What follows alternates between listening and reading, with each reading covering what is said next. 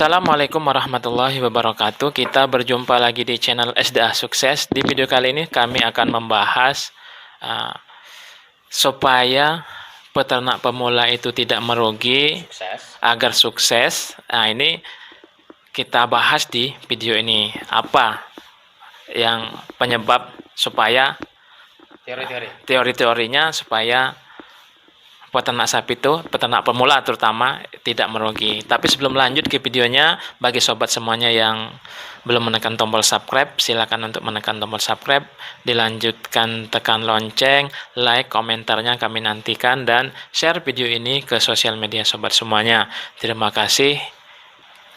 Baik, di sini saya sudah bersama narasumber kami, yaitu Mas Nardi sebagai peternak sapi. Itu teorinya bagaimana, Mas, supaya peternak pemula itu tidak merugi? Silakan.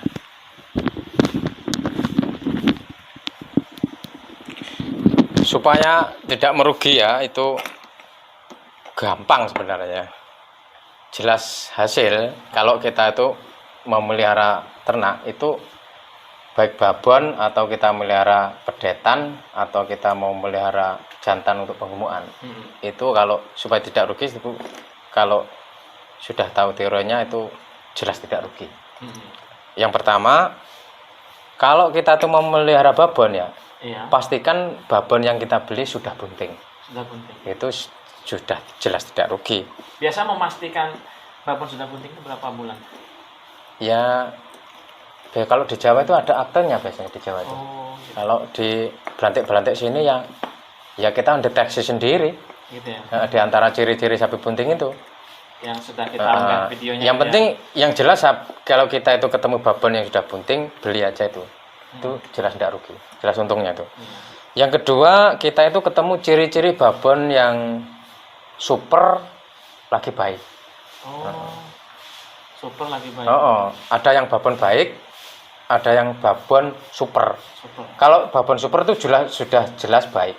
Kalau babon yang cuma baik itu belum tentu super. Kalau super itu sudah nilai 9 ke atas itu.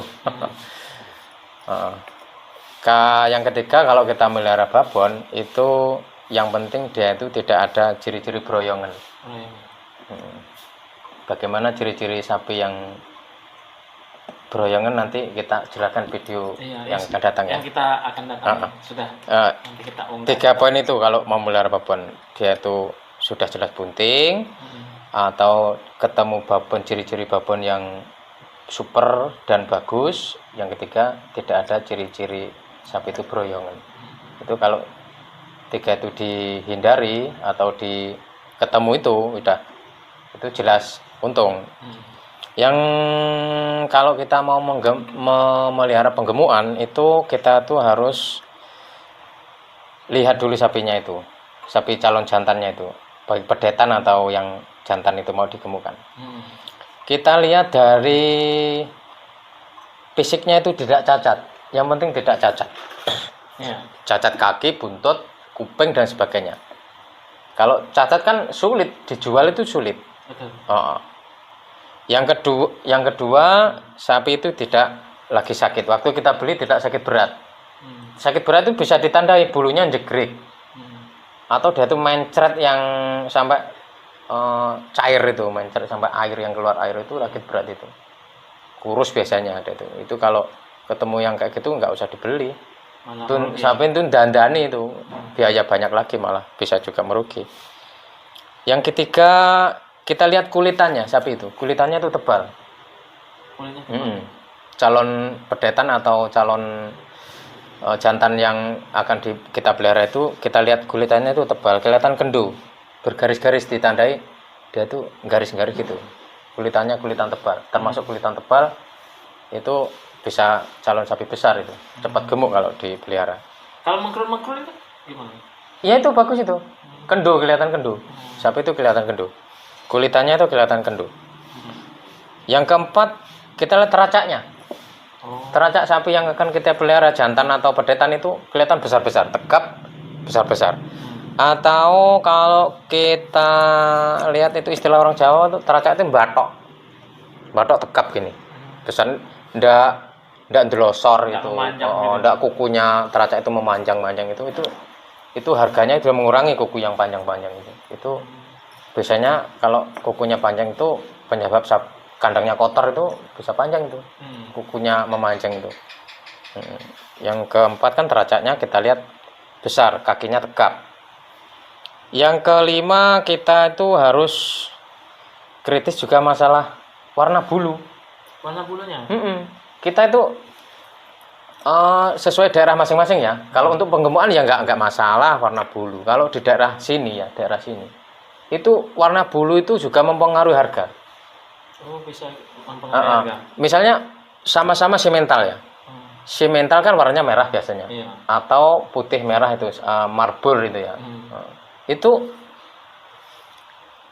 dibanding dengan yang hitam, warna hitam, sama-sama berat misalnya, sama-sama 400 kilo misalnya, itu harganya lebih mahal yang merah itu, warna yang merah, karena dibanding yang hitam. Saya nggak tahu juga kalau daerah sini seperti itu, Mas. Alasannya juga nggak ngerti. Kalau di daerah lain saya nggak tahu. Kalau di daerah saya seperti itu, warna kulit itu juga mempengaruhi harga. Nah, tapi daerah-daerah tertentu itu. Iya. Kalau daerah kita berlaku seperti itu ya kita Pilih yang pilih yang harganya kan juga berbeda itu, lebih mahalnya berbeda. Tanduk, masalah tanduk itu juga mempengaruhi harga. Misalnya ya mau itu korban itu, orang yang pilih sapi bertanduk dengan yang dugul itu harganya lebih tinggi yang bertanduk. Iya. Walaupun beratnya sama. Walaupun beratnya sama. Kalau untuk untuk daging ya nggak ada masalah. Kalau kita itu untuk jual korban itu bertanduk itu lebih mahal. Ya saya juga nggak tahu mungkin gitu ya? lebih marem istilahnya kalau orang Jawa. Tanduk juga mempengaruhi harga. Yang ketujuh kita itu lihat bokongnya. Sapi yang akan kita pelihara itu kalau kita mau beli bokongnya. Dia tuh bokongnya yang baik itu lebar. Lebar. Yang jangan dipilih bukan sempit gitu ya? Bukan sempit. Ramping. Bokongnya besar. Besar, bukan itu kan calon indukan kalau sempit. Besar bokongnya. Jangan yang lincip kan ada tau, bokong yang model lincip ada. Saya gambarkan lagi ya. Nah, ini pilih bokong yang lebar ini. Nah, ini lebar kan. Ini termasuk lebar. Kalau lancip begini. Nah, kalau sapi bokong kayak gini, ini sulit ini. Kalau sapi jantan bokongnya begini ini untuk menggemukkan kayak gini sulit. Lama. Ini isinya lama ini untuk isi daging lama. Tapi kalau dia itu bokongnya rata, besar. Nah, ini bagusan yang ini.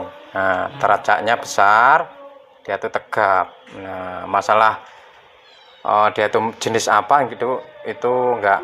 Jadi tinggal harganya. Gitu ya, ini yang penting jangan yang lincip tadi ya. Itu gemuknya lama, isi dagingnya lama itu. Terakhir kita lihat Mas, pusarnya udelnya bodong.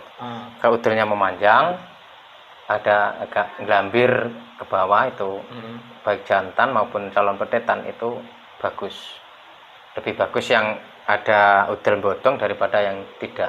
Yang panjang gitu ya? Itu kan bisa dilihat dari. Tapi ya kalau ketemu ya gitu ya juga harganya juga beda. Tetap harganya lebih tinggi yang pas pilihan itu tadi kriteria. Ya saya kira itu untuk referensi memilih calon babon atau calon penggemukan supaya tidak rugi. Baik sobat semuanya, itu tadi tips atau ilmu tentang beternak sapi supaya tidak merugi, pemilihan babon, pemilihan jantan yang mau digemukkan. Mudah-mudahan video ini bisa bermanfaat untuk sobat semuanya. Jangan lupa yang belum menekan tombol subscribe, silakan untuk menekan tombol subscribe, dilanjutkan tekan lonceng, like, komentarnya kami nantikan. Terima kasih. Wassalamualaikum warahmatullahi wabarakatuh.